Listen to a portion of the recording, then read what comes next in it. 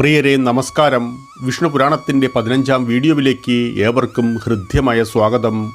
പുരാണത്തിൻ്റെ 5-ാം അധ്യായത്തിലെ 5-ാം ഭാഗത്തിലെ യാദവ കുലത്തിൻ്റെ കഥകൾ തുടരുകയാണ്. കാമദേവൻ ഭഗവാന്റെ ഒരു ഭാഗം തന്നെയാകുന്നു.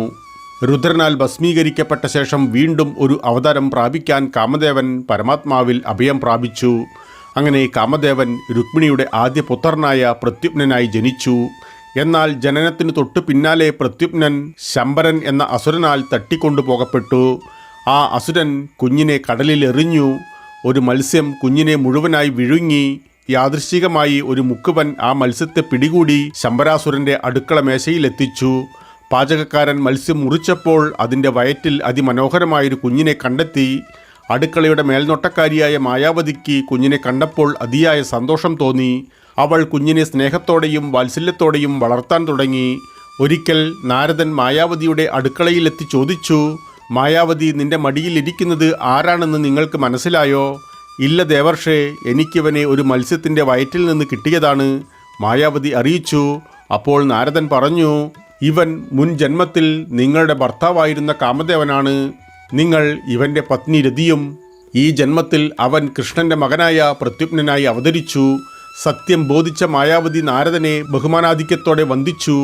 അന്നു മുതൽ പ്രത്യുമ്നനെ സ്വന്തം ഭർത്താവായി കണക്കാക്കുകയും അതിനനുസരിച്ച് അവനെ സേവിക്കുകയും ചെയ്തു. പ്രത്യുമ്നൻ പക്വത പ്രാപിച്ചപ്പോൾ മായാവതി അവൻ്റെ യഥാർത്ഥ രൂപത്തെക്കുറിച്ച് അവനെ ഓർമ്മിപ്പിച്ചു. അതിനുശേഷം പ്രത്യുമ്നൻ ശംബരാസുരനെ വധിക്കുകയും മായാവതിയെ വിവാഹം കഴിക്കുകയും ചെയ്തു. സത്രജിത്തൻ എന്നൊരാൾ സൂര്യനാരായണ ഭഗവാന്റെ വലിയ ഭക്തനായിരുന്നു. അദ്ദേഹത്തിൻ്റെ ഭക്തിയിൽ സംപ്രീതനായ സൂര്യദേവൻ അദ്ദേഹത്തിന് ശ്യാമന്തകം എന്ന രത്നം സമ്മാനിച്ചു. ആ രത്നത്തിന് സൂര്യന് തുല്യമായ തേജസ്സുണ്ടായിരുന്നു. ആ രത്നം വഹിച്ചുകൊണ്ട് സത്രജിത്തൻ ഭഗവാന്റെ സദസ്സിലെത്തി. രത്നത്തിൻ്റെ തേജസ്സിനാൽ സദസ്സിലെ എല്ലാ ആളുകളും അദ്ദേഹത്തെ സൂര്യദേവനായി തെറ്റിദ്ധരിച്ച് അദ്ദേഹത്തോട് ചേർന്നു നിന്നു. എന്നാൽ ഭഗവാൻ അദ്ദേഹത്തെ തിരിച്ചറിയുകയും സദസ്യരോട് ശാന്തത പാലിക്കാൻ അഭ്യർത്ഥിക്കുകയും ചെയ്യുന്നു. പിന്നെ സത്രജിത്തനോടായി പറഞ്ഞു, സത്രജിത്ത, നിങ്ങളുടെ രത്നം അപൂർവവും വളരെ മനോഹരവുമാണ്. മുത്തച്ഛനും രാജാവുമായ ഉഗ്രസേനനെ ഈ രത്നം ഏൽപ്പിച്ചാൽ വളരെ നല്ലതായി ഭവിക്കും. എന്നാൽ സത്രജിത്തൻ ആ രത്നം നൽകാൻ വിസമ്മതിച്ചു.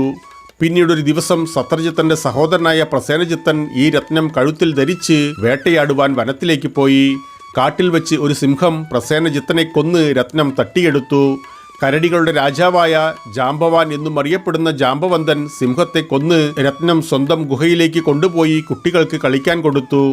വേട്ടയാടലിന് പോയ പ്രസേനജിത്തൻ തിരികെ വരാഞ്ഞതിനാൽ ദുഃഖിതനായ സത്രജിത്തൻ രത്നത്തിനു വേണ്ടി കൃഷ്ണ ഭഗവാൻ എൻ്റെ സഹോദരനെ കൊന്നുവെന്ന് ആരോപണം ഉന്നയിച്ചു.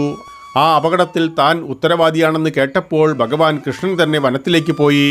വനത്തിൽ പ്രസേനജിത്തൻ്റെ മൃതദേഹം കണ്ടെത്തി. എന്നാൽ ശവശരീരത്തിന് ചുറ്റും രത്നത്തിൻ്റെ ഒരു അടയാളവും കണ്ടെത്തുവാനായില്ല. അവിടെ നിന്നും അകന്നു പോകുന്ന ഒരു സിംഹത്തിൻ്റെ കാൽപ്പാടുകൾ മാത്രമേ അദ്ദേഹത്തിന് കാണുവാനായുള്ളൂ. കാൽപ്പാടുകളെ പിന്തുടർന്ന് ചത്ത സിംഹത്തെയും അവിടെ ഒരു വലിയ കരടിയുടെ കാൽപ്പാടുകളും കണ്ടെത്തി. ആ കാൽപ്പാടുകളെ പിന്തുടർന്നപ്പോൾ ജാംബവന്തൻ്റെ മകൾ ജാംബവതി രത്നവുമായി കളിക്കുന്ന ഗുഹയിൽ അദ്ദേഹം എത്തി. ശ്രീകൃഷ്ണൻ രത്നം എടുക്കാൻ ശ്രമിച്ചപ്പോൾ ഉടനെ ജാംബവന്തനെത്തി. ഇരുവരും തമ്മിലൊരു ഘോരമായ ദ്വന്ദ്വയുദ്ധം ആരംഭിച്ചു. 26 ദിവസം അവർ സന്ധിയില്ലാതെ യുദ്ധം ചെയ്തു. 27-ാം ദിവസം ജാംബവന്തൻ ഭഗവാനോട് അപേക്ഷിക്കുന്നു, ഭഗവാനെ, ദയവായി കാത്തിരിക്കൂ. അപ്പോൾ ഭഗവാൻ ചോദിച്ചു, താങ്കൾക്ക് വിശ്രമം ആവശ്യമുണ്ടോ? വേണ്ട, ഞാൻ നിങ്ങളെ തിരിച്ചറിഞ്ഞു. നിങ്ങൾ ഭഗവാൻ നാരായണൻ തന്നെയാണ്. എന്നെ തോൽപ്പിക്കാൻ അങ്ങേക്കല്ലാതെ മറ്റാർക്കും സാധ്യമല്ല. അതോടെ ഭഗവാൻ കൃഷ്ണൻ ശ്രീരാമനായി ജാംബവന്തന് ദർശനം നൽകി. ജാംബവന്തൻ അദ്ദേഹത്തെ വണങ്ങി ആരാധിച്ചു. ഭഗവാനോട് യുദ്ധം ചെയ്യാൻ ധൈര്യപ്പെട്ടതിൽ അദ്ദേഹത്തിന് കുറ്റബോധം തോന്നി. രത്നത്തിനു വേണ്ടി മാത്രമാണ് ഞാൻ ഇവിടെ എത്തിയതെന്ന് ശ്രീകൃഷ്ണൻ അറിയിച്ചു. ജാംബവന്തൻ അദ്ദേഹത്തിന് രത്നവും അതോടൊപ്പം പുത്രിയായ ജാംബവതിയെയും സ്നേഹസമ്മാനമായി നൽകി. ഭഗവാൻ രത്നം സത്രജിത്തനെ ഏൽപ്പിക്കുകയും ജാംബവതിയെ ഔപചാരികമായി വിവാഹം കഴിക്കുകയും ചെയ്തു. ഭഗവാൻ സത്രജിത്തനെ സ്വന്തം കൊട്ടാരത്തിലേക്ക് വിളിപ്പിച്ചു. ഉഗ്രസേന രാജാവിൻ്റെ സാന്നിധ്യത്തിൽ കാട്ടിൽ നടന്ന സംഭവങ്ങളുടെ ക്രമം വിവരിച്ചു. സത്രജിത്തൻ തൻ്റെ അപരാധത്തിൽ ലജ്ജിക്കുന്നു. അദ്ദേഹം രത്നം സ്വീകരിച്ചു. കാരണമില്ലാതെ കൃഷ്ണനുമായി ശത്രുത പുലർത്തിയതിൽ ഭയപ്പെട്ടു. അതിനാൽ തൻ്റെ കുറ്റകൃത്യത്തിൻ്റെ പ്രായശ്ചിത്തമായി ശ്യാമന്തക രത്നവും മകൾ സത്യഭാമിയെയും ശ്രീകൃഷ്ണന് സമർപ്പിക്കാൻ സത്രജിത്തൻ ആലോചിച്ചു. ഭഗവാൻ കൃഷ്ണൻ സത്യഭാമയെ ഭാര്യയായി സ്വീകരിച്ചു. എന്നാൽ രത്നം സത്രജിത്തിന് തിരികെ നൽകിക്കൊണ്ട് പറഞ്ഞു, ഇത് ഭഗവാൻ സൂര്യദേവന്റെ സമ്മാനമാണ്. അത് നിങ്ങളുടെ പക്കൽ സൂക്ഷിക്കുക. അതിൽ നിന്നും ലഭിക്കുന്ന സ്വർണം രാജകീയ നിധിയിൽ നിക്ഷേപിക്കണം. സത്യഭാമയുടെ വിവാഹത്തിൽ അക്രൂരനും കൃതവർമ്മനും സന്തുഷ്ടരായിരുന്നില്ല. അങ്ങനെ അവർ ശതധന്വനെ കൊണ്ട് സത്രജിത്തിനെ വധിപ്പിച്ചു. ശതധന്വൻ ഉറക്കത്തിലായിരുന്ന സത്രജിത്തിനെ കൊലപ്പെടുത്തി രത്നവുമായി ഒളിച്ചോടി. ആ സന്ദർഭത്തിൽ കൃഷ്ണൻ ഹസ്തിനപുരിയിലായിരുന്നു. സത്യഭാമ അവിടെയെത്തി പിതാവിൻ്റെ വധത്തെക്കുറിച്ച് കൃഷ്ണനെ അറിയിച്ചു. ബലരാമനോടൊപ്പം ഭഗവാൻ കൃഷ്ണൻ ശതധന്വനെ പിന്തുടർന്നു. ശതധന്വനെ നിഗ്രഹിച്ചെങ്കിലും അവർക്ക് രത്നം കണ്ടെത്തുവാൻ കഴിഞ്ഞില്ല. ശതധന്വൻ മടങ്ങി വരുന്നതുവരെ രത്നം സൂക്ഷിക്കുവാനായി അവൻ അക്രൂരനെ ഏൽപ്പിച്ചു. എന്നാൽ ശതധന്വൻ്റെ മരണത്തിൽ ഭയന്ന അക്രൂരൻ കാശിയിൽ തന്നെ തങ്ങി. രത്നത്തിൻ്റെ ഫലത്തിൽ അക്രൂരൻ അവിടെ നിരവധി മഹത്തായ യാഗങ്ങൾ നടത്തുന്നു. വിവരം ഗ്രഹിച്ച ഭഗവാൻ അക്രൂരനെ കാശിയിൽ നിന്ന് വിളിച്ചു വരുത്തി. ആഗതനായ അദ്ദേഹത്തെ സ്വാഗതം ചെയ്യുകയും പരിചരിക്കുകയും ചെയ്ത ശേഷം കൃഷ്ണൻ രത്നത്തെക്കുറിച്ച് അന്വേഷിച്ചു. അക്രൂരനപ്പോൾ രത്നം കൃഷ്ണന് നൽകി. എന്നാൽ ഭഗവാൻ രത്നം അക്രൂരന് തന്നെ തിരികെ നൽകുകയാണ് ചെയ്തത്. ഒരിക്കൽ ഭഗവാൻ പാണ്ഡവരെ കാണുവാൻ ഇന്ദ്രപ്രസ്ഥം സന്ദർശിച്ചു. തുടർന്ന് അർജുനനോടൊപ്പം രഥത്തിൽ കയറി വനത്തിലൂടെ സഞ്ചരിക്കുന്നു. യമുന നദിയുടെ തീരത്ത് ഒരു സുന്ദരിയായ സ്ത്രീ തപസ് ചെയ്യുന്നുണ്ടായിരുന്നു. ഭഗവാന്റെ പ്രേരണയാൽ അർജുനൻ അവളെ സമീപിച്ച് അവളുടെ വ്യക്തിത്വം അന്വേഷിച്ചു. ഞാൻ സൂര്യദേവന്റെ മകളായ കാളിന്തിയാണ്. ഭഗവാൻ കൃഷ്ണനെ വിവാഹം കഴിക്കാൻ വേണ്ടിയാണ് ഞാനിവിടെ തപസ് ചെയ്യുന്നത്. ഭഗവാൻ കാളിന്തിയെ സ്വയം പരിചയപ്പെടുത്തി രഥത്തിൽ കയറ്റിക്കൊണ്ടു പോവുകയും ഔപചാരികമായി വിവാഹം കഴിക്കുകയും ചെയ്തു. മിത്രവിന്ദ ഉജ്ജനിയുടെ രാജാക്കന്മാരായ വിന്ധ്യയുടെയും അനുവിന്ധ്യയുടെയും സഹോദരിയായിരുന്നു. ഭഗവാനെ ഭർത്താവായി ലഭിക്കണമെന്നവൾ ആഗ്രഹിച്ചിരുന്നു. എന്നാൽ അവളുടെ സഹോദരന്മാരായ വിന്ധ്യനും അനുവിന്ധ്യനും ദുര്യോധനന്റെ അനുയായികളായിരുന്നതിനാൽ കൃഷ്ണനുമായുള്ള തങ്ങളുടെ സഹോദരിയുടെ വിവാഹം അവർ തടഞ്ഞു. എന്നാൽ മിത്രവിന്ദ കൃഷ്ണനോടൊപ്പം കൊട്ടാരത്തിൽ നിന്നും ഒളിച്ചോടുകയും പിന്നീട് വിവാഹിതരാവുകയും ചെയ്യുന്നു. കൗസല രാജാവായ നഗ്നജിത്തന്റെ മകളായിരുന്നു സത്യ എന്നും അറിയപ്പെടുന്ന നഗ്നജിതി. അവൾ അതീവ സുന്ദരിയായിരുന്നു. തൻ്റെ ഏറ്റവും ശക്തരായ 7 കാളക്കൂറ്റന്മാരെ പരാജയപ്പെടുത്തുന്നയാൾക്ക് മാത്രമേ മകളെ വിവാഹം കഴിപ്പിക്കൂ എന്ന് രാജാവ് തീരുമാനിച്ചിരുന്നു. പല രാജകുമാരന്മാരും ഭാഗ്യം പരീക്ഷിച്ച് പരാജയം നുണഞ്ഞു. ഭഗവാൻ കൃഷ്ണൻ ആ വിവരം അറിഞ്ഞപ്പോൾ സൈന്യവുമായി കോസലത്തെത്തി. കോസല രാജാവ് അദ്ദേഹത്തെ സ്വാഗതം ചെയ്യുകയും നന്നായി പെരുമാറുകയും തൻ്റെ തീരുമാനത്തെക്കുറിച്ച് അറിയിക്കുകയും ചെയ്തു. തുടർന്ന് ഭഗവാൻ 7 വേഷങ്ങൾ സ്വീകരിച്ച് അദ്ദേഹത്തിൻ്റെ 7 കാളക്കൂറ്റന്മാരെയും പെട്ടെന്ന് പരാജയപ്പെടുത്തി. അത്യധികം സന്തോഷത്തോടെ രാജാവ് മകൾ നഗ്നജിതിയെ ശ്രീകൃഷ്ണന് വിവാഹം കഴിച്ചു നൽകി. പരാശരൻ തുടർന്ന് പറഞ്ഞു, ഭഗവാന്റെ പിതൃ സഹോദരിയായ ശ്രുതകീർത്തിയെ പരീക്ഷിത് കൈകൗജ രാജ്യത്തിൽ നിന്ന് വിവാഹം കഴിച്ചു. അവർക്ക് ഭദ്ര എന്നൊരു മകളുണ്ടായിരുന്നു. ഭദ്രയുടെ സഹോദരന്മാരായ സന്ദർദനൻ തുടങ്ങിയവർ അവരുടെ സഹോദരിയെ ഭഗവാൻ ശ്രീകൃഷ്ണന് വിവാഹം ചെയ്തു കൊടുത്തു. മദ്ര രാജാവിൻ്റെ മകളായിരുന്നു ലക്ഷ്മണ. അവൾ അത്യധികം സുന്ദരിയും പുണ്യവതിയുമായിരുന്നു. അവളുടെ വിവാഹത്തിനായി സംഘടിപ്പിച്ച സ്വയംവര ചടങ്ങിൽ നിന്ന് ഭഗവാൻ അവളെ ഏകനായി തട്ടിക്കൊണ്ടുപോയി. പിന്നീട് ഭഗവാൻ അവളെ ഔപചാരികമായി വിവാഹം കഴിച്ചു. ഭൗമാസുരൻ എന്ന അസുരന്റെ തലസ്ഥാനമായിരുന്നു പ്രഗ്ജ്യോതിഷ്പൂർ. അസുരൻ വളരെ ശക്തനും പ്രബലനുമായിരുന്നു. വരുണന്റെ കിരീടവും ദേവമാതാവായ അതിഥിയുടെ കമ്മലുകളും മേരുവിലെ ദേവന്മാരുടെ ചെറുകുന്നായ മണിപർവ്വതം എന്നിവയും അവൻ തട്ടിയെടുത്തു. ഇവ കൂടാതെ 16,100 രാജകുമാരിമാരെയും അവൻ തടവിലാക്കിയിരുന്നു. ദേവരാജാവ് ഇന്ദ്രൻ സ്വയം ദ്വാരക സന്ദർശിച്ച് ഭൗമാസുരന്റെ ക്രൂരതകളിൽ നിന്ന് അവരെ മോചിപ്പിക്കാൻ ഭഗവാനോട് അപേക്ഷിച്ചു. പ്രിയ പത്നി സത്യഭാമയും അവരുടെ വാഹനമായ ഗരുഡനുമൊത്ത് ഭഗവാൻ കൃഷ്ണൻ ഭൗമാസുരന്റെ തലസ്ഥാനത്തെത്തി. എന്നാൽ പ്രഗ്ജ്യോതിഷ്പൂരിൽ പ്രവേശിക്കുക എന്നത് അസാധ്യമായ കാര്യമായിരുന്നു. പക്ഷേ തൻ്റെ ഗദയുടെയും അമ്പുകളുടെയും പ്രഹരശക്തിയാൽ എളുപ്പത്തിൽ ഭഗവാൻ കുന്നുകൾ തകർത്തു. തന്ത്രപ്രധാനമായ സ്ഥാനങ്ങൾ നശിപ്പിച്ചു. വാളുകൊണ്ട് കെണികൾ മുറിച്ചു. സുദർശന ചക്രത്താൽ അഗ്നി, ജലം, വായു എന്നിവയുടെ സംരക്ഷണ മതിലുകൾ നശിപ്പിച്ചു. ശംഖിൻ്റെ ഉച്ചത്തിലുള്ള ശബ്ദത്തിനാൽ അവിടെ സ്ഥാപിച്ചിരുന്ന യന്ത്രങ്ങളെ പ്രവർത്തനരഹിതമാക്കി. ഒടുവിൽ കോട്ടയുടെ കൊത്തളം നശിപ്പിച്ചു. ആ ശബ്ദത്തിൽ അസ്വസ്ഥനായ 5 തലയുള്ള അസുരൻ മുരൻ തൃശൂലവുമായി ഭഗവാനെ നിഗ്രഹിക്കാൻ പാഞ്ഞെത്തി. എന്നാൽ ഒരു അമ്പെയ്ത് തൃശൂലം തകർക്കുകയും ചക്രായുധത്താൽ അവൻ്റെ തലകൾ വെട്ടിമാറ്റുകയും ചെയ്തു. ഭൗമാസുരൻ്റെ പടയാളികളും സൈന്യാധിപന്മാരും കൊല്ലപ്പെട്ടു. അതോടെ ഭൗമാസുരൻ സ്വയം യുദ്ധത്തിനായി പുറപ്പെട്ടിറങ്ങി. അവൻ തിളങ്ങുന്ന കിരീടം ചാർത്തി വലിയ കമ്മലുകൾ ധരിച്ചിരിക്കുന്നു. ചക്രായുധത്താൽ ഭഗവാൻ അസുരൻ്റെ തല വിച്ഛേദിച്ചു. അസുരൻ്റെ ശിരസ് ഛേദിച്ച ഉടൻ ദേവന്മാർ ആകാശത്ത് നിന്ന് അദ്ദേഹത്തിൻ്റെ മേൽ പുഷ്പവൃഷ്ടി നടത്തി ആദരിച്ചു. ഭൂമി മാതാവ് പോലും ഭഗവാന്റെ കഴുത്തിൽ 5 നിറങ്ങളിലുള്ള ഒരു ഹാരം അണിയിച്ചു. അവൾ അദ്ദേഹത്തിന് അതിഥിയുടെ കമ്മലുകളും വരുണന്റെ കിരീടവും ഒരു വലിയ രത്നവും സമ്മാനിച്ചു. ഭൂമിദേവിയുടെ അഭ്യർത്ഥനപ്രകാരം ഭൗമാസുരന്റെ മകനായ ഭഗദത്തനെ അവന്റെ ഭയത്തിൽ നിന്നും വിമോചനം നൽകാൻ ഭഗവാൻ തയ്യാറായി. ഭൗമാസുരനെ വധിച്ച ശേഷം ഭഗവാൻ അസുരന്റെ കൊട്ടാരത്തിൽ പ്രവേശിച്ചു. അവിടെ തടവിലാക്കിയിരുന്ന 16,100 രാജകുമാരിമാരെ മോചിപ്പിച്ചു. ആ രാജകുമാരിമാർ ഭഗവാനിൽ വളരെയധികം ആകൃഷ്ടരാവുന്നു. അവരെല്ലാം മനസ്സുകൊണ്ട് ഭഗവാൻ കൃഷ്ണനെ ഭർത്താവായി സ്വീകരിച്ചു. ഭഗവാനും അവരുടെ സ്നേഹത്തിനു മുൻപിൽ തലകുനിച്ച് അവർക്കെല്ലാം പത്നി പദവി നൽകി ദ്വാരകയിലേക്ക് അയക്കാൻ ഏർപ്പാട് ചെയ്തു. രുക്മിണിയുടെ സഹോദരനായ രുക്മിയുടെ മകളായിരുന്നു രുക്മാവതി. അവൾക്കായി ഒരു സ്വയംവരം സംഘടിപ്പിച്ചപ്പോൾ അവൾ പ്രത്യുപ്നനെ കണ്ടു. അവനിൽ ആകൃഷ്ടനായ രുക്മാവതി പ്രത്യുപ്നനെ ഭർത്താവായി തിരഞ്ഞെടുത്തു. എന്നാൽ മറ്റു രാജാക്കന്മാർക്കത് സ്വീകാര്യമായിരുന്നില്ല. അവർ അവരുടെ വിവാഹത്തിന് തടസ്സം സൃഷ്ടിച്ചു. അവരെയെല്ലാം പരാജയപ്പെടുത്തിക്കൊണ്ട് പ്രത്യുപ്നൻ രുക്മാവതിയെ തട്ടിക്കൊണ്ടുപോയി ഔപചാരികമായി വിവാഹം കഴിച്ചു. പിന്നീട് സഹോദരി രുക്മിണിയെ പ്രീതിപ്പെടുത്തുവാനായി രുക്മി തൻ്റെ ചെറുമകളായ രോചനയെ രുക്മിണിയുടെ ചെറുമകനായ അനിരുദ്ധന് വിവാഹം കഴിച്ചു കൊടുത്തു. അസുര രാജാവ് ബലിയുടെ പുത്രനായ ബാണാസുരൻ ശിവന്റെ വലിയ ഭക്തനായിരുന്നു. ബാണാസുരൻ ശോണിത്പൂർ രാജ്യം ഭരിച്ചു.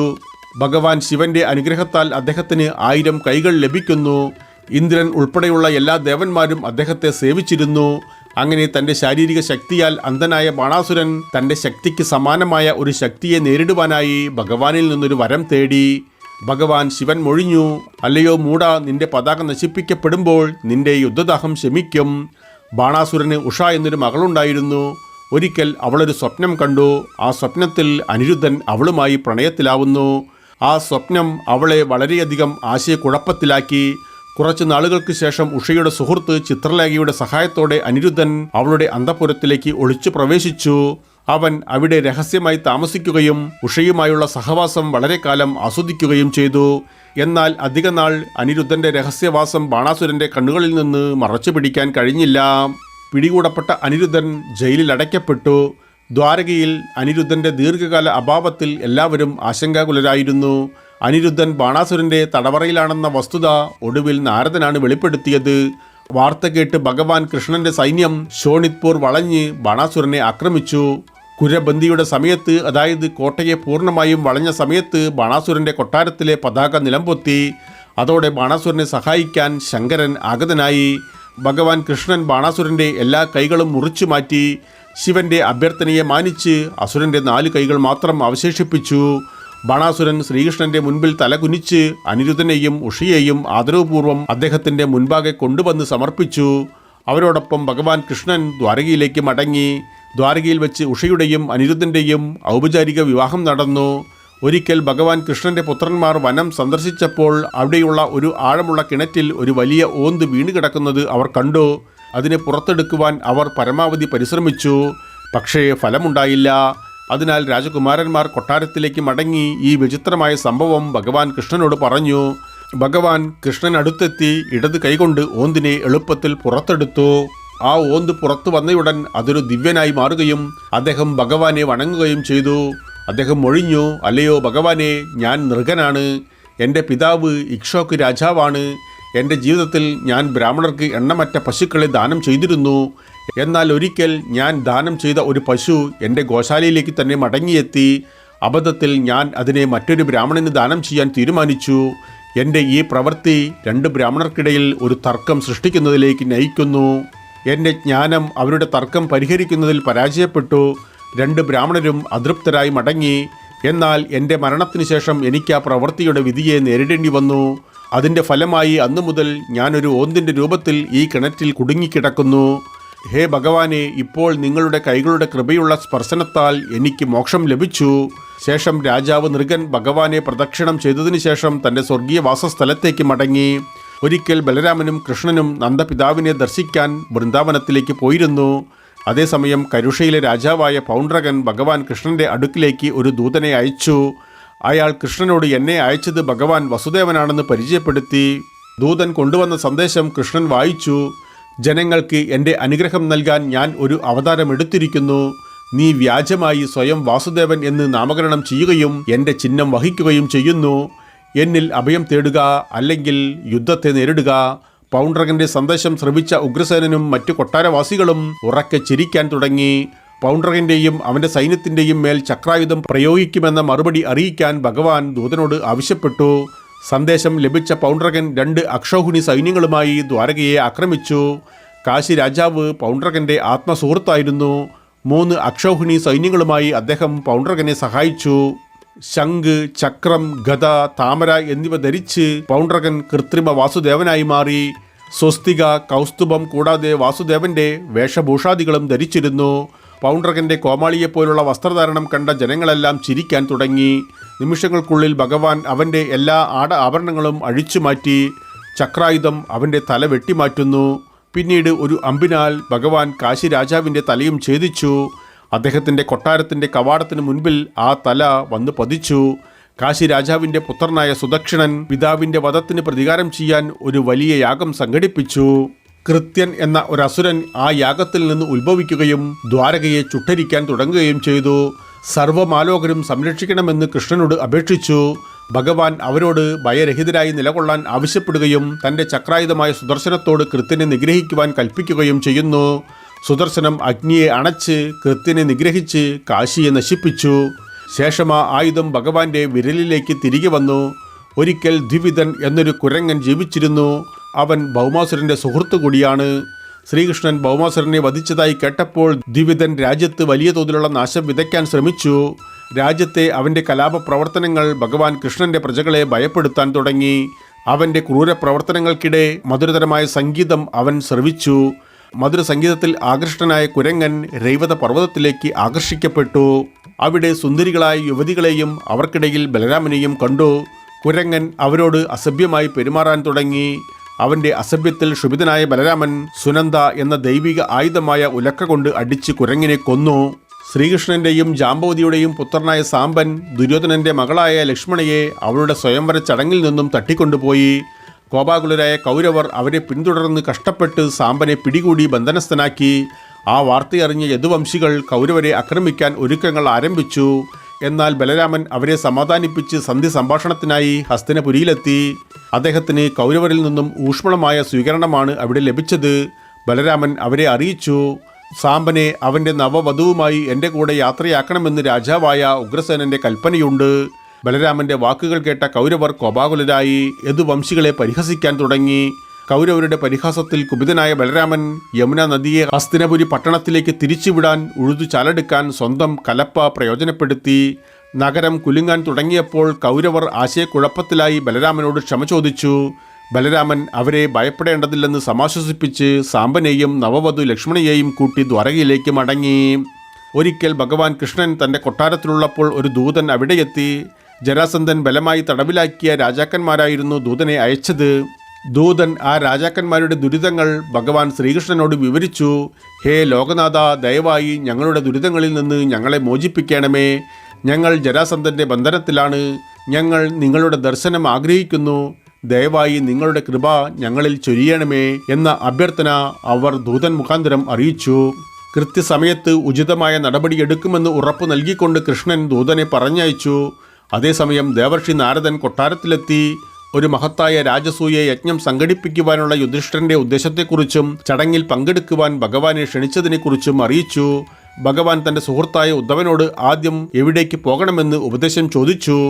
രാജസൂയ യാഗത്തിലെ ഇന്ദ്രപ്രസ്ഥത്തിലേക്കോ അതോ ജരാസന്ധന്റെ തടവിൽ നിന്ന് രാജാക്കന്മാരെ മോചിപ്പിക്കുന്നതിനോ എന്ന്. ആദ്യം ഇന്ദ്രപ്രസ്ഥത്തിലേക്ക് പോകുവാൻ ഉദ്ധവൻ ഭഗവാനെ ഉപദേശിച്ചു. അവിടെ ചെല്ലുന്നതിനാൽ അദ്ദേഹത്തിന് 2 ഉദ്ദേശങ്ങളും നിറവേറ്റാൻ കഴിയും. ഉദ്ധവന്റെ ഉപദേശം എല്ലാവരുടെയും താല്പര്യത്തിനനുസരിച്ചായിരുന്നു. എല്ലാവരും ആ തീരുമാനത്തെ പിന്തുണച്ചു. പുരോഹിതന്മാരിൽ നിന്നും ഗുരുക്കന്മാരിൽ നിന്നും അനുമതി വാങ്ങി ഭഗവാൻ മുഴുവൻ കുടുംബത്തോടൊപ്പം ഒരു രഥത്തിൽ പുറപ്പെട്ടു.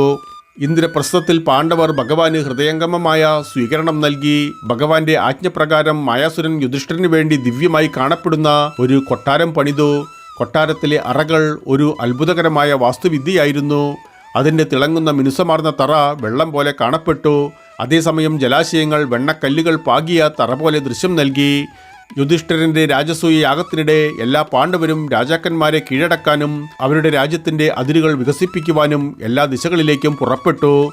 ഭീമൻ, അർജുനൻ തുടങ്ങിയ യോദ്ധാക്കൾ ചുറ്റുമുള്ള മഹാന്മാരായ രാജാക്കന്മാരെ പരാജയപ്പെടുത്തിക്കൊണ്ട് യുധിഷ്ഠിരന്റെ സാമ്രാജ്യത്തിൻ്റെ അതിരുകൾ വികസിപ്പിച്ചു. എന്നാൽ ജരാസന്ധനെ പരാജയപ്പെടുത്തുവാൻ ഭീമൻ, അർജുനൻ, ഭഗവാൻ കൃഷ്ണൻ എന്നിവർ ബ്രാഹ്മണ വേഷത്തിൽ പുറപ്പെട്ടു. അവർ ജരാസന്ധന്റെ രാജ്യ തലസ്ഥാനമായ ഗിരിവർജത്തിലെത്തി ദാനങ്ങൾക്കായി കൈകൂപ്പി. ജരാസന്ധൻ അവരുടെ ആഗ്രഹങ്ങൾ അവർക്ക് നൽകാമെന്ന് വാഗ്ദാനം ചെയ്തു. തുടർന്ന് ഭഗവാൻ കൃഷ്ണൻ അവരെ പരിചയപ്പെടുത്തി ജരാസന്ധനോടൊപ്പമുള്ള ഒരു ദ്വന്ദ്വയുദ്ധത്തിന് യാചിച്ചു. ഭീമനുമായി ഒരു ദ്വന്ദ്വയുദ്ധത്തിന് ജരാസന്ധൻ സമ്മതിക്കുന്നു. അവൻ ഭീമന് ഒരു ഗദ നൽകിക്കൊണ്ട് ഇരുവരും പട്ടണത്തിന്റെ ഒരു പ്രാന്തപ്രദേശത്തേക്ക് പോയി. അവിടെ അവർ ദ്വന്ദ്വയുദ്ധം ആരംഭിച്ചു. ഇരുവരും ഒരുപോലെ ശക്തരും തുല്യ ധൈര്യശാലികളുമായിരുന്നു. അവർ തമ്മിലുള്ള പോരാട്ടം 27 ദിവസങ്ങൾ കടന്നുപോയി. എന്നാൽ അവരുടെ ബലാബലം അനിശ്ചിതത്വത്തിൽ തുടർന്നു. 28-ാം ദിവസം ഭഗവാൻ ഭീമന് ജരാസന്ധനെ കൊല്ലുവാനുള്ള ഒരു മാർഗം നൽകി. അദ്ദേഹം ഒരു ചില്ലിക്കൊമ്പ് കയ്യിലെടുത്ത് രണ്ടായി കീറി രണ്ടും എതിർ ദിശകളിലേക്ക് വലിച്ചെറിഞ്ഞു. സൂചന തിരിച്ചറിഞ്ഞ ഭീമൻ ജരാസന്ധനെ നിലത്തടിച്ച് രണ്ടായി ചീന്തി എതിർ ദിശകളിലേക്ക് എറിഞ്ഞു. അങ്ങനെ ദുഷ്ടനായ ജരാസന്ധന്റെ അവസാനം കണ്ടു. തുടർന്നവർ ജരാസന്ധന്റെ പുത്രനായ സഹദേവനെ സിംഹാസനസ്ഥനാക്കുകയും ബന്ദികളാക്കിയ രാജാക്കന്മാരെ മോചിപ്പിക്കുകയും ചെയ്തു. യുധിഷ്ഠിര രാജാവ് മഹാന്മാരായ വൈദിക ബ്രാഹ്മണരെയും ആചാര്യന്മാരെയും രാജസൂയ യജ്ഞച്ചടങ്ങിലേക്ക് ക്ഷണിച്ചിരുന്നു. കൗരവപക്ഷത്തുള്ള ദ്രോണർ, ഭീഷ്മർ, കൃപാചാര്യൻ, ധൃതരാഷ്ട്രർ, വിതുരർ, ദുര്യോധനൻ തുടങ്ങിയവരെയും ആഘോഷങ്ങൾക്ക് സാക്ഷ്യം വഹിക്കാൻ ക്ഷണിച്ചിരുന്നു. ബ്രഹ്മാവ്, ശിവൻ, ഇന്ദ്രൻ, ഗന്ധർവന്മാർ, വിദ്യാധരൻ എന്നിവരും സന്നിഹിതരായിരുന്നു. എന്നാൽ യാഗം ആരംഭിക്കുന്നതിന് മുൻപ് യജ്ഞത്തിൽ ആരെയാണ് ആദ്യം ആരാധിക്കേണ്ടതെന്ന് മഹാന്മാരായ ഋഷിമാർക്കിടയിൽ ഒരു തർക്കം ഉടലെടുത്തു. പാണ്ഡവ സഹോദരന്മാരിൽ ഇളയവനായ സഹദേവന്റെ അഭിപ്രായത്തിൽ ഭഗവാൻ കൃഷ്ണനാണ് ആദ്യം ആരാധനയ്ക്ക് അർഹൻ. എല്ലാവരും അദ്ദേഹത്തെ പിന്തുണച്ചു. എന്നാൽ ശിശുപാലന് മാത്രം അത് സഹിക്കാൻ കഴിഞ്ഞില്ല. അവൻ ചാടി എഴുന്നേറ്റുകൊണ്ട് പറഞ്ഞു, ഇത്രയും മഹാനായ സന്യാസിമാരുടെയും പണ്ഡിതന്മാരുടെയും ബഹുശാസ്ത്രജ്ഞന്മാരുടെയും ഋഷിമാരുടെയും സാന്നിധ്യത്തിൽ ഈ ഗോപാലൻ എങ്ങനെയാണ് ആദ്യത്തെ ആരാധനയ്ക്ക് അർഹനാവുന്നത്? ശിശുപാലന്റെ കൈപ്പേറിയ പരാമർശങ്ങൾ കേട്ടിട്ടും ഭഗവാൻ കൃഷ്ണൻ മൗനം പാലിച്ചു. പക്ഷേ ശിശുപാലൻ നേരെ വിപരീതം പ്രവർത്തിക്കുന്നു. ഭഗവാന്റെ നിശബ്ദതയിൽ പ്രോത്സാഹിതനായ അവൻ ഭഗവാന്റെ അരികിൽ നിന്ന രാജാക്കന്മാരെ വാളുകൊണ്ട് ആക്രമിക്കാൻ തുടങ്ങി. അതോടൊപ്പം ഭഗവാൻ കൃഷ്ണനെ അധിക്ഷേപിക്കുകയും ചെയ്തു. അവന്റെ 100 പാപങ്ങൾക്ക് വരെ മാപ്പ് നൽകുമെന്ന് ഭഗവാൻ ശിശുപാലന്റെ മാതാവിന് ഉറപ്പു നൽകിയിരുന്നു. എന്നാൽ ഇപ്പോൾ ശിശുപാലന്റെ പാപങ്ങൾ അനുവദനീയമായ സംഖ്യയെ അതിക്രമിച്ചു കവിഞ്ഞു. അങ്ങനെ എല്ലാം ശാന്തമാക്കുവാൻ ഭഗവാൻ ചക്രായുധത്താൽ അവന്റെ തല ഛേദിച്ചു. ശിശുപാലന്റെ മൃതദേഹം നിലംപതിച്ച ഉടൻ അതിൽ നിന്നും ഒരു ജ്വാല ഉയർന്നു വന്ന് ഭഗവാൻ കൃഷ്ണനിൽ ലയിച്ചു. പരാശരൻ അപ്പോൾ പറഞ്ഞു, ഹേ മൈത്രേയ, കഴിഞ്ഞ 3 ജന്മങ്ങളിലായി ഭഗവാൻ കൃഷ്ണനെതിരെ ശിശുപാലന്റെ ഹൃദയത്തിൽ ശത്രുതയുടെ വികാരങ്ങൾ അടിഞ്ഞുകൂടിയിരിക്കുന്നു. ഈ തീവ്രമായ ശത്രുതാപരമായ വികാരങ്ങൾ മൂലമാണ് ശിശുപാലന് ഒടുവിൽ മോക്ഷം ലഭിച്ചത്. ശിശുപാലന്റെ മോക്ഷത്തിനു ശേഷം യാഗത്തിന്റെ ചടങ്ങുകളും അനുഷ്ഠാനങ്ങളും തടസ്സമില്ലാതെ നടന്നു. അവസാനം രാജാവ് യുധിഷ്ഠിരൻ അവിടെ സന്നിഹിതരായിരുന്ന എല്ലാവർക്കും ഉചിതമായ ഉപഹാരങ്ങൾ നൽകി ആചാരപരമായി ആദരിച്ചു. പാണ്ഡവരുടെ അഭ്യർത്ഥന പ്രകാരം ഭഗവാൻ കൃഷ്ണൻ ഇന്ദ്രപ്രസ്ഥത്തിൽ മാസങ്ങളോളം തങ്ങി. പരാശരൻ പറയുന്നു, മൈത്രേയ, ഇനി ഭഗവാൻ സാൽവനി എങ്ങനെ മോക്ഷം നൽകി എന്ന കഥ കേൾക്കൂ. ശിശുപാലന്റെ ബാല്യകാല സുഹൃത്തായിരുന്നു സാൽവൻ. ശിശുപാലന്റെ വിവാഹ സംഘത്തിലെ അംഗമായി രുക്മിണിയുടെ വിവാഹത്തിൽ പങ്കെടുത്തിരുന്നു. ആ സന്ദർഭത്തിൽ ജരാസന്ധനും സാൽവനും ഉൾപ്പെടെ എല്ലാവരെയും യദുവംശികൾ പരാജയപ്പെടുത്തി. ആ നിമിഷം സാൽവൻ യദുവംശികളെ നശിപ്പിക്കാൻ തീരുമാനിച്ചുകൊണ്ട് പശുപതി ദേവനെ ആരാധിക്കാൻ തുടങ്ങി. ഭഗവാൻ അശുതോഷ് ശിവൻ ആ ആരാധനയിൽ സന്തുഷ്ടനായി. ഒരു വരമായി സാൽവന് ദേവന്മാർക്കോ അസുരന്മാർക്കോ മനുഷ്യർക്കോ നാഗങ്ങൾക്കോ യദുവംശികൾക്കോ പോലും അജയമായതും പ്രത്യേകിച്ചും അതിശക്തവുമായ ഒരു വിമാനം നൽകി. ഭഗവാൻ ശിവന്റെ ആജ്ഞപ്രകാരം മായൻ എന്ന അസുരൻ ഇരുമ്പുകൊണ്ടുള്ള അത്തരമൊരു വിമാനം നിർമ്മിച്ചു. സൗബ് എന്നു പേരുള്ള വിമാനം ഒരു നഗരം പോലെ വലുതായിരുന്നു. അത് കണ്ടെത്തുവാനോ പിടിച്ചെടുക്കുവാനോ ബുദ്ധിമുട്ടാണ്.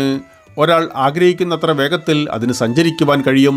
വിമാനം ലഭിച്ച ഉടനെ സാൽവൻ ദ്വാരകയെ ആക്രമിച്ചു. ദ്വാരകയെ വളഞ്ഞ സാൽവൻ അവിടുത്തെ കെട്ടിടങ്ങളും വീടുകളും നശിപ്പിക്കാൻ തുടങ്ങി. ആളുകൾ ഭയചകിതരാകുന്നത് കണ്ട് പ്രത്യുപ്നൻ അവരെ ആശ്വസിപ്പിച്ചു. നിർഭയരാകാൻ അവരോട് നിർദ്ദേശിച്ച് സാൽവനെ നേരിടാൻ രഥത്തിൽ കയറി പുറപ്പെട്ടു. അദ്ദേഹം അമ്പുകളാൽ സാൽവനെ ആക്രമിച്ചു. സാൽവന്റെ മന്ത്രിമാരായ ദുമ്നൻ ഒരു ഗദ ഉപയോഗിച്ച് പ്രത്യുപ്നനെ ആക്രമിക്കുന്നു. ഗദയുടെ പ്രഹരത്താൽ പ്രത്യുപ്നൻ ബോധരഹിതനായി. എന്നാൽ പെട്ടെന്ന് തന്നെ അദ്ദേഹം ബോധം വീണ്ടെടുക്കുകയും സാൽവന്റെ സൈന്യത്തെ നിഗ്രഹിക്കാൻ തുടങ്ങുകയും ചെയ്തു. 27 ദിവസം ഉഗ്രമായ യുദ്ധം തുടർന്നു. ഭഗവാൻ അന്ന് ഇന്ദ്രപ്രസ്ഥയാഗത്തിൽ സന്നിഹിതനായിരുന്നില്ല. എന്നാൽ തൻ്റെ അഭാവത്തിൽ ശിശുപാലപക്ഷത്തെ ക്ഷത്രിയ രാജാക്കന്മാർ ദ്വാരകയെ ആക്രമിക്കുമെന്ന് അദ്ദേഹത്തിന് ഉറപ്പുണ്ടായിരുന്നു. ഭഗവാൻ ദ്വാരകയിലെത്തിയപ്പോൾ പ്രത്യുപ്നനും സാൽവനും തമ്മിൽ ഒരു ഘോര യുദ്ധം കണ്ടു. ഭഗവാൻ വരുന്നത് കണ്ട സാൽവൻ മൂർച്ചയേറിയ അമ്പുകളാൽ അദ്ദേഹത്തെ ആക്രമിക്കാൻ തുടങ്ങി. ഭഗവാൻ സാൽവനെ ശക്തമായ ഒരു ഗദ കൊണ്ട് പ്രഹരിച്ചതിനാൽ അവന്റെ വായിൽ നിന്നും രക്തം തുപ്പാൻ തുടങ്ങി. തുടർന്നവൻ പല മായകൾ കാണിക്കാൻ തുടങ്ങിക്കൊണ്ട് ഭഗവാന്റെ മേൽ ആയുധങ്ങൾ വർഷിച്ചു. എന്നാൽ ഭഗവാൻ തന്റെ അമ്പുകളാൽ സാൽവനെ മുറിവേൽപ്പിക്കുന്നു. ഗദ കൊണ്ട് അവന്റെ വിമാനം തകർത്തു. അധികം വൈകാതെ വിമാനം സമുദ്രത്തിൽ പതിക്കുന്നു. ശേഷം സാൽവൻ ഗദ കൊണ്ട് ഭഗവാനെ ആക്രമിച്ചു. മറുപടിയായി സുദർശന ചക്രത്താൽ ഭഗവാൻ അവന്റെ തല വിച്ഛേദിച്ചു. സാൽവന്റെ അന്ത്യം കണ്ട എല്ലാ ദേവന്മാരും ഭഗവാന്റെ മേൽ പുഷ്പവൃഷ്ടി നടത്തി. പ്രിയരെ, വിഷ്ണുപുരാണത്തിന്റെ 15-ാം ഭാഗം ഇവിടെ നിർത്തട്ടെ. 16-ാം വീഡിയോയിൽ സുധാമൻ എന്ന കുചലന്റെ കഥയും യദുവംശത്തിന്റെ പര്യവസാന കഥയുമായി കണ്ടുമുട്ടാം. ഇപ്പോൾ നന്ദി, നമസ്കാരം.